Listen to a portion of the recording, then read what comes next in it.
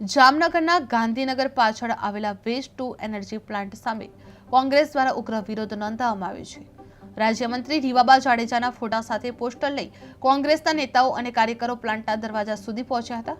સ્થાનિકો દુર્ગંધથી ત્રસ્ત હોવાના આક્ષેપ કરી નારા લગાવવામાં આવ્યા હતા। વિરોધ દરમિયાન કોંગ્રેસી આગેવાનો દ્વારા પ્લાન્ટના દરવાજા પ્રતિકાત્મક રીતે બંધ કરવામાં આવ્યા હતા। બાદમાં પરત ફરી રહેલા કોંગ્રેસી પ્રમુખ સહિત કાર્યકરોને પોલીસે અટકાયત કરી વધુ કાર્યવાહી હાથ ધરવામાં આવી હતી।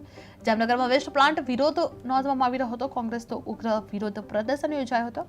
દુર્ગંધ મુદ્દે આ સવાલો ઉઠવા પામી રહ્યા હતા। પ્લાન્ટના દરવાજા બંધ કરવામાં આવ્યા હતા। કોંગ્રેસી આગેવાનોની અટકાયત કરવામાં આવી હતી।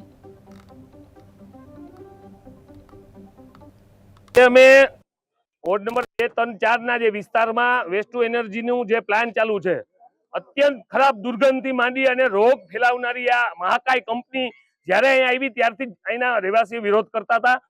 પણ સત્તાના જોડે 40% વાળા જામનગર મહાનગરપાલિકાના અધિકારીઓએ આને છારવે છે અને આના જ કામ ચાલુ છે। આજે ઘણા સમયથી અમે વિસ્તારના લોકોની સમસ્યાનો જે અંદરથી અવાજ છે કમિશનર સુધી, ગાંધીનગર સુધી પહોંચાડી છે।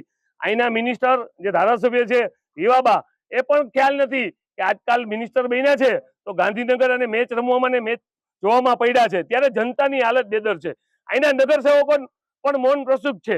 ત્યારે એક તો અહીંના જે ઝાડવા વાવ્યા છે, આપ જો આ પણ પ્રતિબંધ છે, એ ઝાડવાનો વાવેતર થયો છે। ઉપરથી આ કચરાની દુર્ગંધ આ વિસ્તારમાં લગભગ 3 કિલોમીટરના એરિયામાં કંપની હોવી જ ન હોય જે નિયમ મુજબ, ત્યારે આ લોકો કૃષ્ણા ચોક, માટેલ ચોક, મેહુલ પાર્ક, નવાગામ, મચ્છરનગર, મોમઈનગર, ગાંધીનગરનો જે વિસ્તાર છે, આ હવા અહીંયા જાય છે એના હિસાબે બાળકો ખૂબ જ બીમાર પડે છે। કેન્સર અને ટીબી જેવા રોગમાં ક્યાંક સપડાઈ જશે આવતા દિવસોમાં। એના માટે થઈ અને આ કંપનીને